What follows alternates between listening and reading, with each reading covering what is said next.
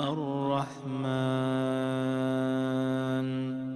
علم القرآن خلق الإنسان علمه البيان الشمس والقمر بحسبان والنجم والشجر يسجدان والسماء رفعها